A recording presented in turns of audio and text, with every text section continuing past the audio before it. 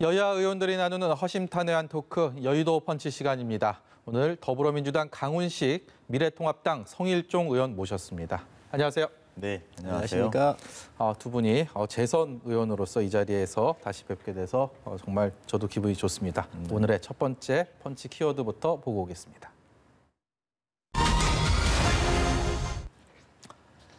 네, 결국은 법사위입니다. 원구성 협상. 그동안의 예결위, 법사위, 어떤 것을 먼저 가져가느냐, 어떤 것을 우리 당이 가져가느냐, 말도 많고 탈도 많았는데 이제 오는 금요일까지 협의를 더 이어갈 것으로 보이는 가운데 결국 법사위원장을 민주당, 통합당 어느 쪽에서 가져가느냐를 놓고 막판 협상을 벌일 것으로 보입니다. 과연 이 협상이라는 게 접점을 찾을 수 있을지가 앞으로의 관건이 아닐까 싶은데 왜 민주당이 법사위원장을 가져가야 되는 겁니까? 저희가 돌이켜보면 20대 국회에 생각나는 상임위 이렇게 생각해 보잖아요. 그러면 여야가 사실은 전반기, 하반기 바뀌기도 하고 이랬습니다만 유독 우리는 법사위하고 예결위를 기억합니다. 네. 국민들이 다 알고 있죠. 왜냐하면 거기서 통과 안 됐던 수많은 법들, 또 수많은 예산을 우린 기억하고 있습니다. 21대 국회를 뽑으면서 국민들이 명령한 21대 국회, 20대 국회가 최악이었다는 원인, 네. 이런 것들은 우리 한번 다시 되짚어 볼 필요가 있다라고 생각이 들고요. 그런 면에서 보면 이제 어쨌든 180석, 퍼센테이지로야 저희가 많이 얻었다고 할 수 없습니다만, 그래서 겸손해야 된다고 생각합니다만, 그럼에도 불구하고 177석을 주신 명령은 할 건 하고 성과를 내는 국회가 돼야 한다. 일은 하는 국회여야 하고 또 법을 지키는 국회여야라는 것이 저는 국민의 명령이라고 생각합니다. 그렇게 볼 때 20대에 있었던 가장 큰 어려움을 겪었던 상임위에 대한 운영권은 우리가 좀 갖고 운영을 하고 동시에 책임을 지는 것이 올바른 모습이다. 또 공교롭게 그 2년간의 책임 이후에 대통령 선거가 있지 않겠습니까? 네. 지방선거와 대통령 선거에서 또 그때 심판을 물어야 될 것이라고 봅니다. 제대로 운영하지 못했다면 말이죠. 그러니까 20대 국회에 대한 평가를 어떻게 하느냐, 이것이 저는 가장 중요한 문제가 아닌가 싶습니다. 20대 국회에 좋지 않았던, 인색했던 평가를 21대 국회에서는 되풀이하지 않고 그걸 반등하기 위해서 법사위원장은 집권 여당인 민주당이 가져가는 것이 맞다라는 강훈식 의원의 얘기에 대해서 성일종 의원은 어떤 견해 갖고 계십니까? 평가를 받겠다고 하기 전에 이 나라의 의회에 민주주의가 잘 작동이 돼야 합니다. 여당이 거대 여당이 됐는데 야당이 거대 여당을 견제할 수 있도록 이 의회의 기능을 부여하는 것, 또 그것이 관례처럼 17대부터 지금까지 쭉 이어져 내려왔었던 이 아름다운 전통 같은 것은 반드시 지켜져야 한다는 것이죠. 18대에 지금 민주당이 81석이었습니다. 저희가 지금 103석입니다. 네. 제가 이 표를 가지고 나왔는데 18대 때 지금 민주당의 소수의 야당으로서 법사위를 반드시 가져야 되겠다. 그래서 박지원 의원이 그 당시 법사위원장은 야가 맡는 게 바람직하다 그랬고요. 법사위원장을 지냈고 지금 중소기업부 장관하고 있는 박영선 의원도 집권 여당은 법사위를 장악하게 되면 검찰이나 법원의 영향력을 행사할 수 있다는 우려를 충분히 가질 수 있다 이랬고요. 우원식 전 원내대표이고 사선 의원이신데 견제와 균형이라는 국회 역할을 위해서 법사위원장은 야당이 하는 것이 맞다.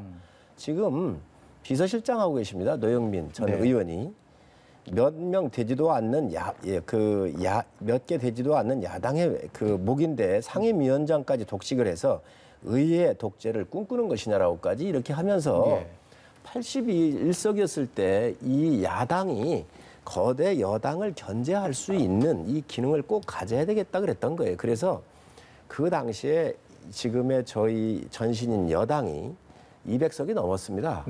그때도 이걸 양보를 했다는 것이지요. 그 관례가 지금까지 오고 있거든요.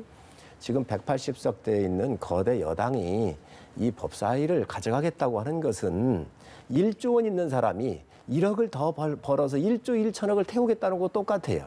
그래서 이거는 바람직하지 않다고 보고, 또 시스템적으로 보면 미국에는 상원과 하원이 있습니다. 하원에서 법안이 통과되면 상원에 가서 이 법안들이 잘 되어 있는지 심사하게 되어 있습니다. 그래서 우리도 상하원이 없기 때문에 다른 상임위에서 통과됐던 법들을 법사위에서 체계자구 심사권을 갖고 이것을 심사하고 있거든요. 그래서 올해 1월부터 5월까지 통과한 건수의 58% 정도를 체계 자구 심사를 했어요. 예. 그래서 그런 좋은 기능이 있다는 말씀 또 드리고 아까도 말씀드렸지만 그 야당의 유일한 견제의 수단이고 거대 여당한테도 야당이 이런 견제할 수 있는 기능을 부여하는 것이 오히려 여당한테도 건강한 여당이 될 수 있다고 생각을 합니다. 이 책임 하는데 그 책임보다 그러한 또 잘못된 관행이라고 또 갈 수도 있는 이런 나쁜 선례가 될 수 있는 걸 만들지 말고 저는 아니고, 통 크게 양보하는 게 좋다고 말씀 많이 생각합니다. 하신 것 같은데 제가 좀 반발도 해드릴 테니까요.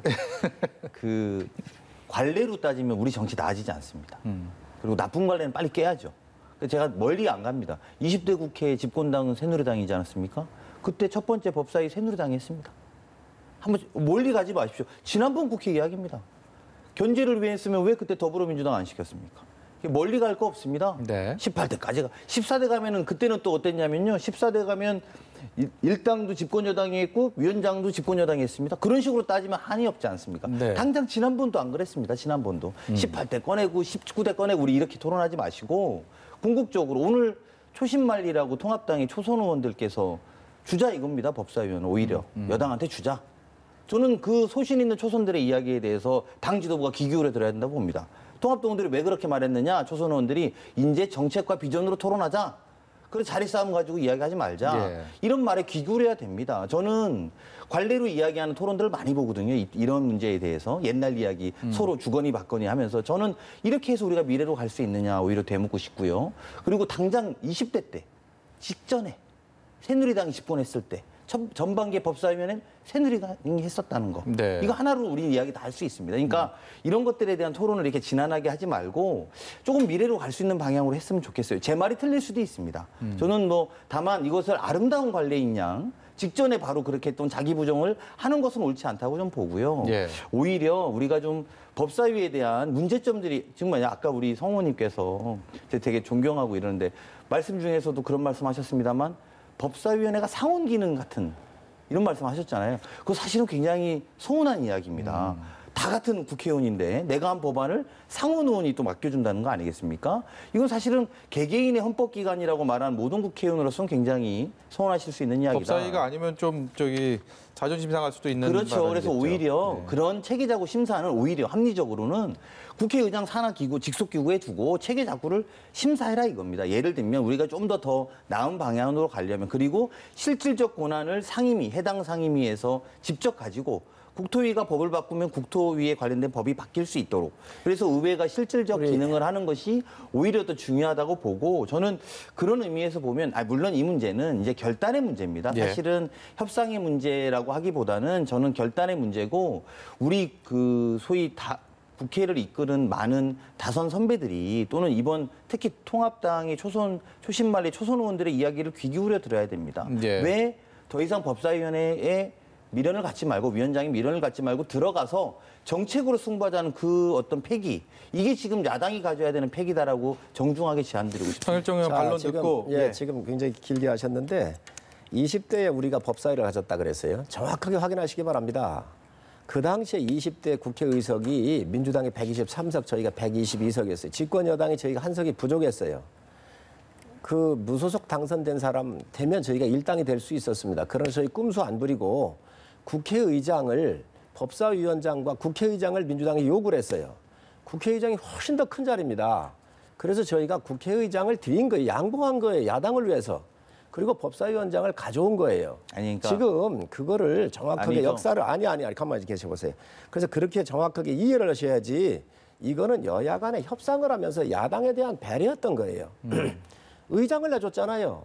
그게 여당은 그렇잖아요. 새누리당이 여당이에요. 그러니까 우리가 여당이에요. 그래서 예, 야당한테 여당이고 저 법사위를 자, 여당이 했다니까요. 그렇기 때문에 그 상황을 말씀드리는 그러니까 거예요. 우리가 가져오는 대신 조그마한 법사위를 가져오는 대신 여당을 줬다는 것이죠. 그만큼 우리는 야당을 배려했던 거예요. 그 당시에. 예. 또 두 번째 이 조그마한 법사위를 가져가셨구나. 체계 자구 심사권을 국회의장 직속에 두자고 하는데 이라는 국회를 만들자면서요.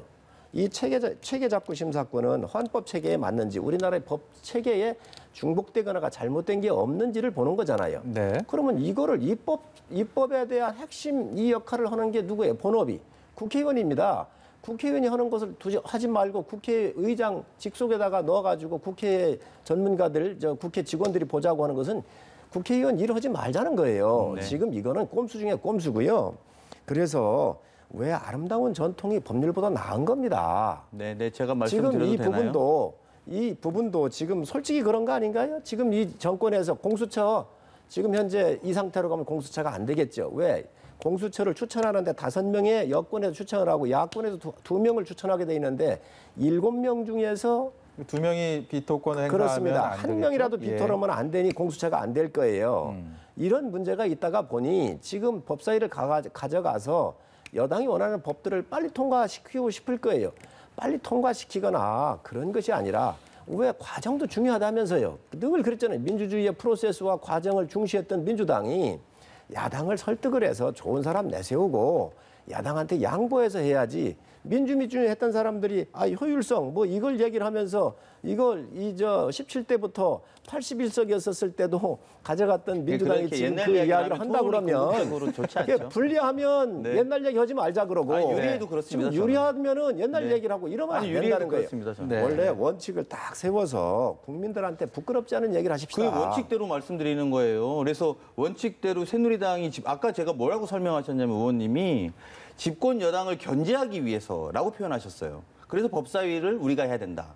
그 집권 여당이 당시에 20대 새누리당이었다니까요. 근데 법사위를 새누리당이 하셨다고요. 네. 그러니까 그거를 제가 환기시켜 드리는 거고. 근데 거기서 갑자기 120석이네, 123석이네 이거 의미가 없는 이야기인 견제의 거고. 기능은 말씀 마저 들어보세요. 견제의 그리고 기능은 나서 의장이 더 큽니다. 아니, 그러니까 알겠습니다. 법사위원장보다. 의장이 아무것도 견제 못하게 하면 탈당해서 견제를 어떻게 합니까? 아니 그러니까 국회의장을 가졌으면 탈핵이 아니 없었으면 그러니까 탈핵이 맞습니다. 제가 됐겠습니까? 말씀드리는 건 집권 여당을 견제하기 위한 수단으로 법사위를 가져야겠다면 20대 때 잘못하셨다고 사과부터 하셔야 된다는 거예요. 그런 논리라면. 그러니까 지금 그 논리로 설명하시면 안 된다는 겁니다. 그러니까 논리가 이중적이시잖아요. 왜 그때는 이중적입니까? 집권 여당을 견제하기 위해서 그런 게 아니라 의장을 양보했으니까 조그마한 법사위를 가져가셨다. 방금 그렇게 말씀하셨지 않습니까? 이제 저는 그렇게 보면 안 된다고 봅니다. 그리고 무엇보다도 20대가 최악의 국회가 된 것, 그리고 지금 코로나19의 경제 위기에서 국난의 위기에서 어떻게 법안 통과시키는 것을 견제하고 협치라고 정리하시려고 하십니까? 빨리빨리 할 일을 해야 됩니다. 그게 일하는 국회의 본 모습입니다.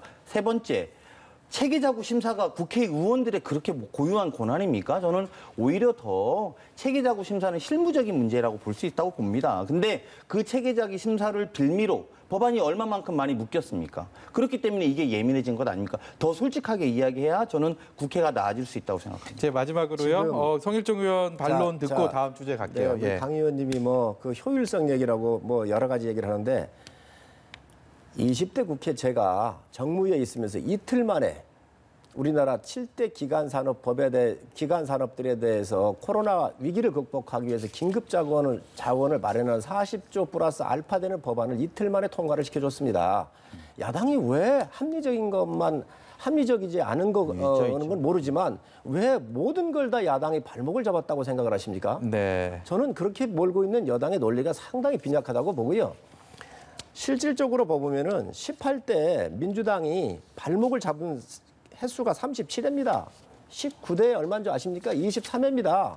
저희가 22회에 보이콧했어요. 네. 여당을 되돌아보고 야당을 배려해야죠. 그리고 권력이든 돈이든 있는 자가 양보하는 거예요. 그때에 다른 사람들이 편안한 것이고 있는 자의 권위가 드는 것이지 지금 180석 가지고 있으면서 아니 이 법사위원장까지 가져가겠다 그러면은 국민들께서 납득을 하시겠습니까? 네. 당연히 의회의 기능은 야당이 여당을 견제할 수 있는 기능이 있으면 하는 게 좋습니다. 예, 두 분의 지금 말씀 어떻게 들으셨습니까? 이런 두 분의 논리들이 지금 국회에서는 여야 원내대표 간 그리고 원내수석 부대표 간 아주 치열하게 토론 중이고 그 결론을 내기 위해서 지금 이 시간도 아마 협상을 하고 있을 것으로 생각이 듭니다. 그만큼 국회에서 이 문제가 굉장히 21대 국회 초반기에 굉장히 중요한 상황이라는 거 여러분께서도 인식하시고 앞으로도 많은 관심을 가져주시길 부탁드리면서요. 다음 주제로 넘어가 보겠습니다.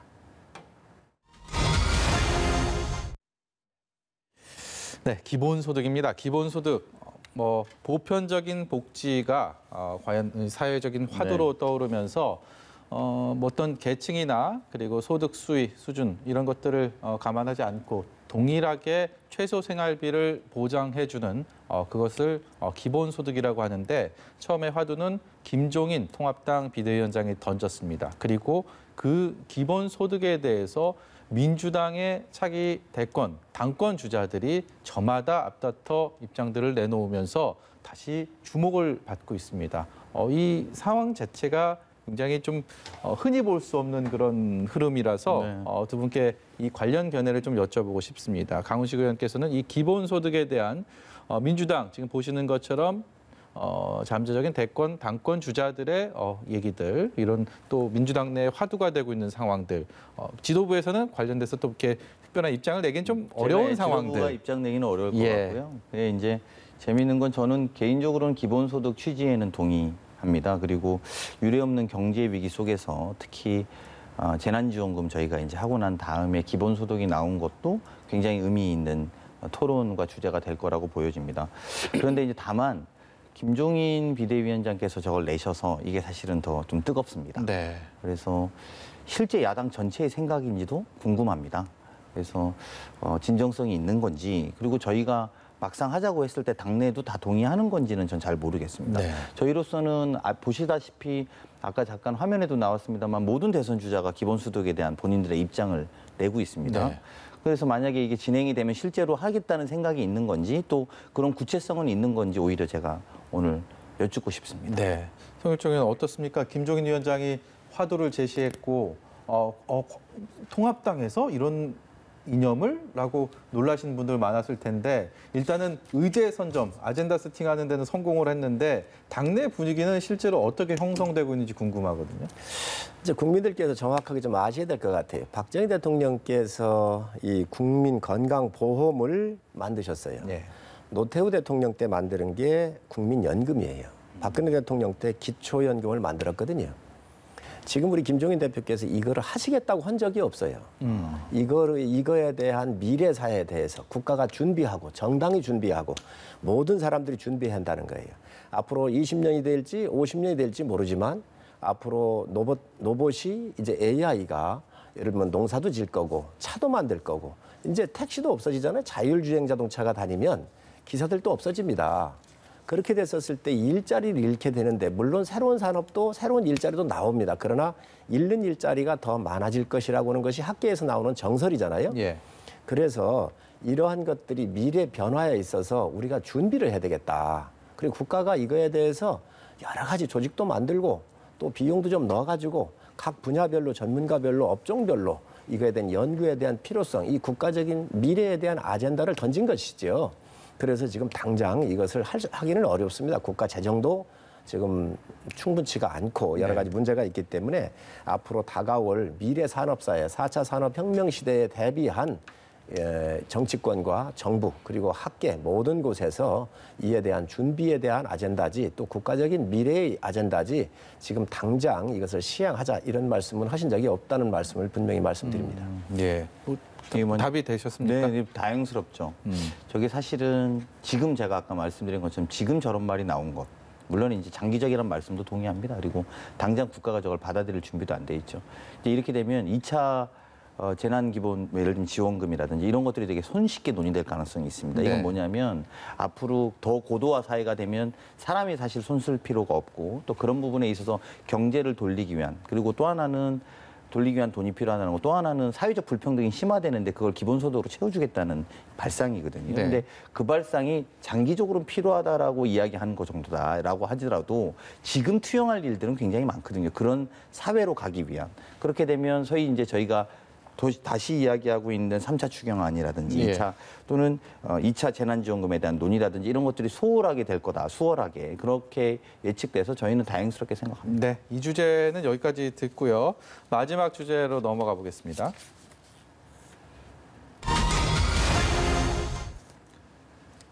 네, 북한이 돌변했습니다. 오늘 새벽에 김여정 노동당 제1부부장, 김정은 국무위원장의 여동생이죠. 김여정 부부장이 모든 남한과의 연락 수단, 통신선 모든 것을 끊겠다라고 선언을 했고 실제로 보시는 것처럼 모든 것이 끊겼습니다. 청와대와 노동당 간의 한 라인도 끊겼고요. 실제로 공원 한 대로 북한이 모든 것을 단절을 했습니다.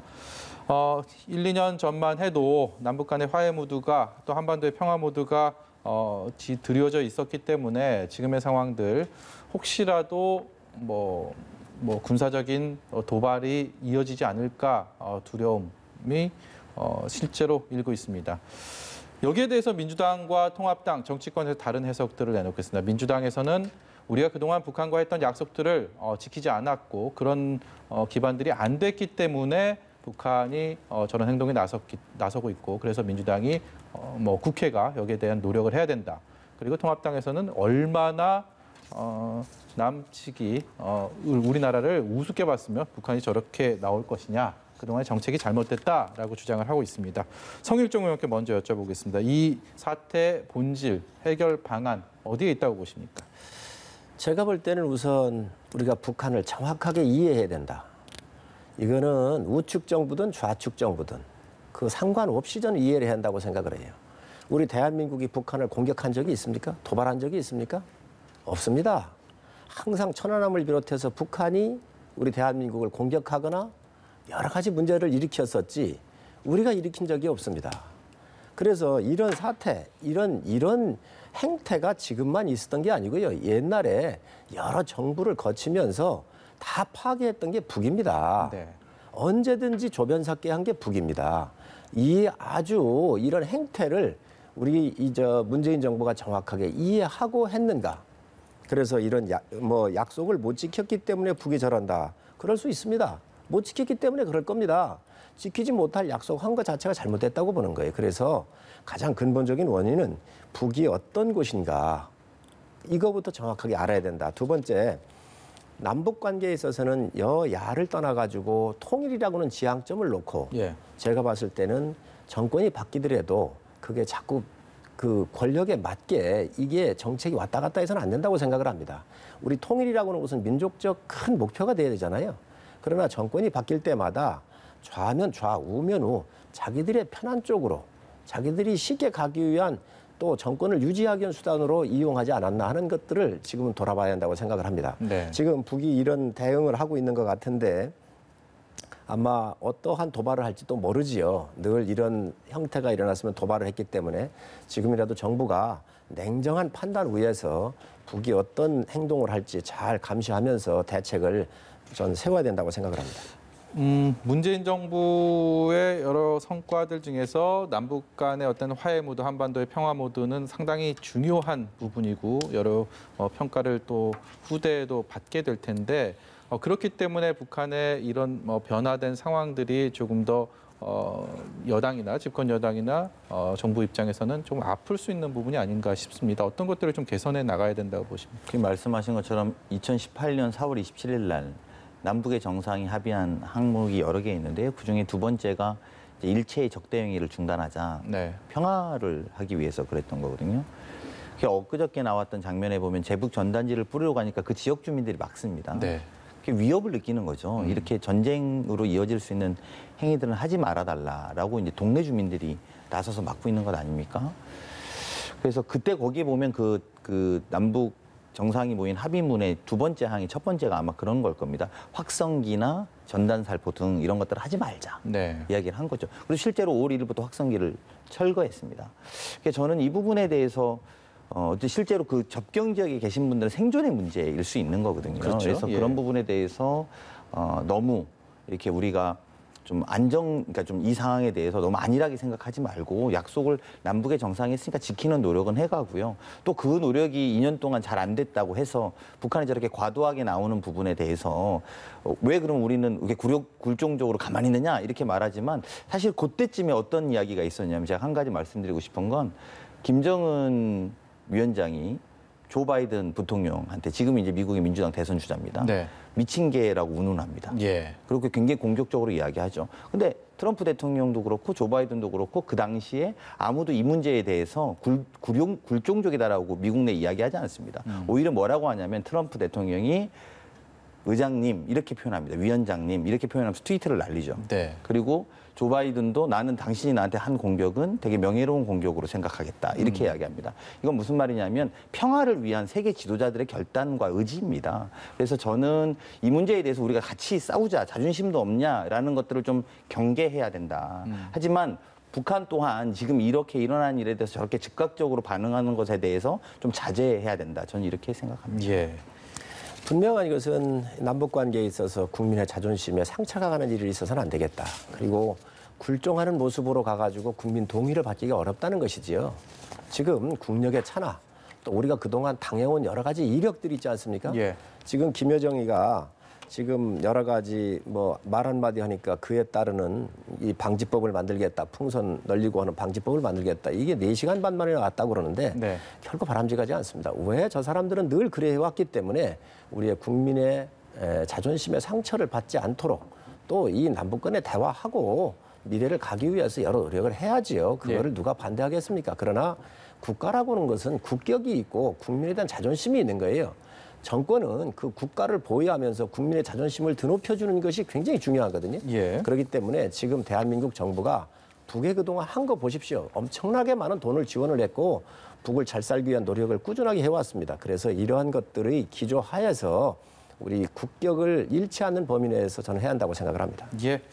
오늘 어떻게 보셨습니까? 저는 오랜만에 두 분 모셔서 굉장히 가운데서 난감하면서도 굉장히 재미있었습니다. 국민 여러분들께서 지금 정치권에서 여러 치열하게 벌이고 있는 협상들, 협의들 정말 관심 있게 애정 어린 눈으로 지켜봐 주시기를 바라면서 오늘 말씀 여기까지 듣도록 하겠습니다. 네. 지금까지 민주당의 강훈식 의원, 통합당의 성일정 의원이었습니다. 고맙습니다. 네, 감사합니다.